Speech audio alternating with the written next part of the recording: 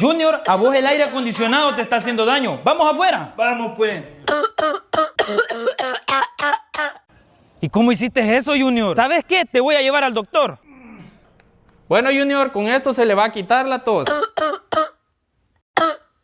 No se preocupe, doctor. Ahorita se lo pongo quieto. Mejor lo voy a agarrar. Ay, doctor, qué difícil es tenerlo quieto. Mire, pues ya se fue. Ay, me siento mal, doctor.